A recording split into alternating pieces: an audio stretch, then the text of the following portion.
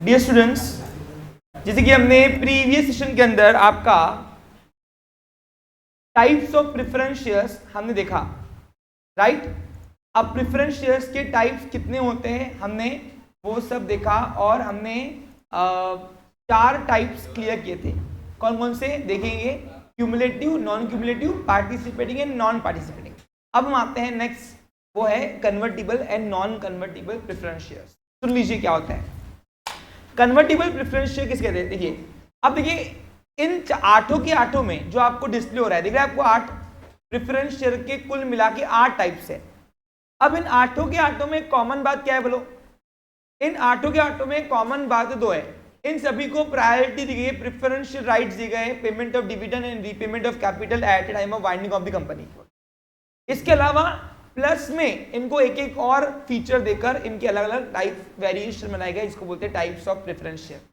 अब उसमें हमने ये देखा, एक मिनट बेटा टेक्निकल इशू आया है।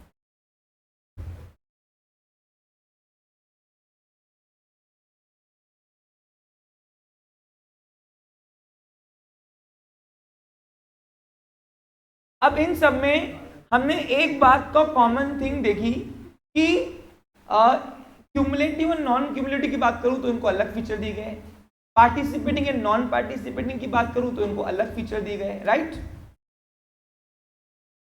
बराबर कि नहीं? अब आते हैं कन्वर्टिबल एंड नॉन कन्वर्टिबल, किसको बोलते हैं? कन्वर्टिबल प्रेफरेंस शेयर आर दो share which can be convert into equity share after a fixed period of time. The conversion ratio is fixed at a time of issue of preference shares.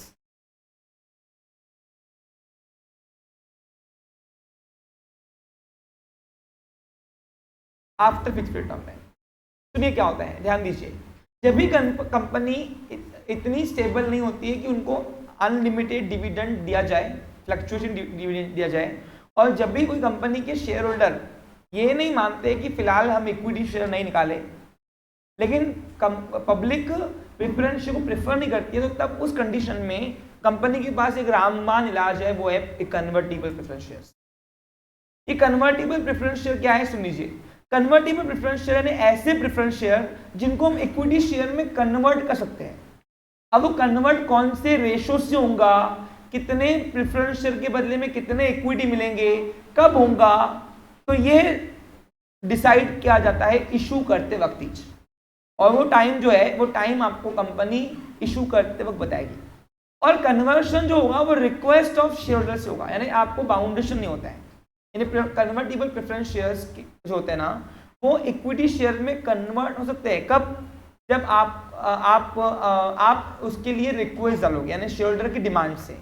यानी इसका मतलब क्या है sir? बोलना मैं ये चाहता हूँ कि सबसे पहले कोई कंपनी अगर कन्वर्टिबल प्रेफरेंस शेयर इशू कर रही है, तो इसका मतलब है कि वो आपको आगे चल के इक्विटी शेयर में कन्वर्ट करेगी। यानी आप पहले ओनर थे, आगे चल के कंपनी आपको रियल ओनर बनाना चाहती है। तो कितने प्रेफरेंस शेयर के बदले में कितने शेयर इक्विटी मिलेंगे, ये प्रपोर्शन रेशो जो है, ये पहले से ही इशू करते वक्त ही आपको बताएंगे कि 2 के बदले में 1, या 2 के बदले में 2, या 1 के बदले में 1, कितने एक प्रेफरेंस शेयर के बदले में कितने इक्विटी शेयर आपको मिलेंगे, ये सब आपको इशू करके बताएगी। और जब तक आपका प्रेफरेंस शेयर है तब तक आपको फिक्स रेट ऑफ डिविडेंड मिलेगा। लेकिन जैसे ही आपको कन्वर्ट कर दिया इक्विटी शेयर में, तब आप कंपनी के रियल ओनर कहलाएंगे, तब आपका रेट ऑफ डिविडेंड फ्लक्चुएटिंग हो जाएगा। तो ऐसे कंपनी के पास ऑप्शन भी है कि कंपनी चाहे तो इस टाइप का शेयर भी निकाल सकती है, प्रेफरेंस शेयर, जो आगे चल के वो इक्विटी शेयर में कन्वर्ट करे।